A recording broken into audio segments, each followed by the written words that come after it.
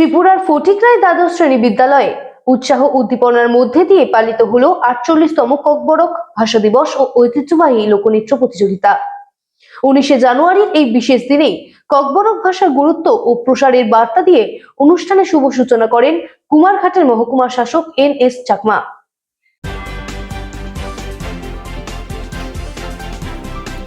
ত্রিপুরার ঊনকোটি জেলার ফটিকরায় দ্বাদশ শ্রেণী বিদ্যালয় উদযাপন করা হলো ৪৮তম ককবরক ভাষা দিবস। সাথে অনুষ্ঠিত হলো উপজাতি লোকনৃত্য প্রতিযোগিতা। মহকুমা উপজাতি কল্যাণ আধিকারিকদের উদ্যোগে ফটিকরায় দ্বাদশ শ্রেণী বিদ্যালয়ের ক্যাম্পাসে আয়োজিত হয় এই অনুষ্ঠান। ককবরক ভাষা দিবসের অনুষ্ঠানের সূচনা করেন কুমারঘাটের মহকুমা শাসক NS চাকমা। উপস্থিত ছিলেন মহকুমা উপজাতি কল্যাণ আধিকারিক বিধান দেবনাথ, বিদ্যালয়ের সহকারী প্রধান শিক্ষক কৃষ্ণ রঞ্জন পাল সহ অন্যান্যরা। উল্লেখ্য, রাজ্যের ১৯টি জনগোষ্ঠীর মধ্যে রাজ্যের দ্বিতীয় বৃহত্তম জনগোষ্ঠীর এই ককবরক ভাষাকে ১৯৭৯ সালে বিশেষ একটি ভাষা হিসেবে স্বীকৃতি দেয় সরকার। তাই প্রতি বছরই ১৯শে জানুয়ারি এই দিনটিকে সরকারি বেসরকারিভাবে বিশেষভাবে পালন করা হয় ত্রিপুরা রাজ্যে। কুমারঘাট মহকুমায় সরকারিভাবে এই বছর ফটিকরায়ের এই বিদ্যালয়ে পালন করা হলো এই দিবসটি। আলোচনা রাখতে গিয়ে কুমারঘাটের মহকুমা শাসক বলেন, ভাষা প্রত্যেকের মায়ের সাথে সম্পৃক্ত থাকে। তিনি বলেন, ভাষা শিখতে হলে কোনো লেখাপড়ার প্রয়োজন হয় না। মা সন্তানদের ভূমিষ্ঠ করার সাথে সাথেই প্রত্যেকে শিখে নেয় তাদের মাতৃভাষা। তিনি বলেন, অন্যান্য জাতিগোষ্ঠী যেমন জন্মের সাথে সাথে মায়ের ভাষা শিখে নেয়, একই রকমভাবে ককবরক জনগোষ্ঠীর মানুষেরাও তার মাতৃভাষা শিখে নেয় জন্মের পরেই। মহকুমা শাসক বলেন, সরকার এই ভাষাকে স্বীকৃতি দিয়েছে। আগামী দিনে অন্যান্য জাতিগোষ্ঠীর মধ্যেও এই ককবরক ভাষাকে কিভাবে আরও প্রসারিত করা যায় তার চিন্তাভাবনা রয়েছে সরকারের। ভাষা প্রত্যেক মানুষের জন্মের সাথে সাথে মায়ের সাথে সম্পৃক্ত থাকে। মা যে ভাষায় কথা বলেন তার ছেলেমেয়েরাও সেটাকে অনুসরণ করে। ভাষা শিখতে প্রাথমিকভাবে আমাদের কোনো লেখাপড়া শিখতে হয় না।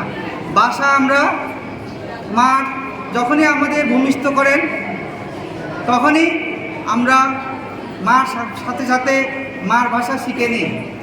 তো আমাদের যে মেজর জনগোষ্ঠী ককবরক জনজাতি আমরা যাদের বলি, ত্রিপুরার যে সেকেন্ড বৃহত্তম জনগোষ্ঠী, তারা কিন্তু এই ককবরক ভাষাটা লিখে শিখতে হবে তাই নয়, ওনারা জন্মের সঙ্গে সঙ্গে মার সাথে সাথে এই ভাষাতে শিখে নেন। শুধু ওনার কথা নয়, সমাজের আমরা প্রতিটি কমিউনিটিতে আমাদের জন্মের সঙ্গে সঙ্গে আমরা মায়ের সাথে সাথে ভাষা শিখে নিই। তো ভাষা এবং মা একে অপরের পরিপূরক। শুধু তাই নয়, প্রত্যেক জাতিতে আমরা কোনো ভাষাকে আমরা অবহেলা করতে পারি না। ঠিক যেমন আমরা আমার নিজের মাকে সবাইকে ভালোবাসি আমরা, তেমনি প্রত্যেক ভাষাই তার মায়ের মতন ভাষা তার কাছে আদরের, তাদের সম্মানের এবং গর্বের।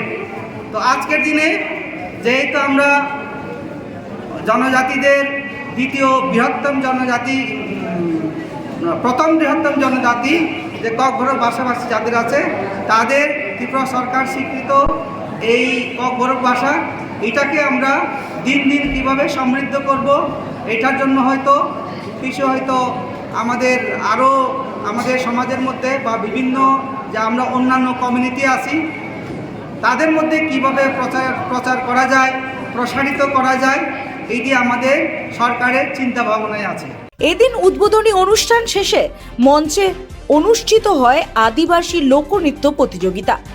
উপজাতিদের চিরাচরিত নৃত্যকলা প্রদর্শিত হয় অনুষ্ঠান মঞ্চে। বিভিন্ন বিদ্যালয়ের উপজাতি ছাত্রছাত্রীরা অংশ নেন এতে। অনুষ্ঠানকে ঘিরে বেশ উৎসাহ লক্ষ্য করা গেছে বিদ্যালয়ের পড়ুয়াদের মধ্যে। Bureau report, রাতদিন news network.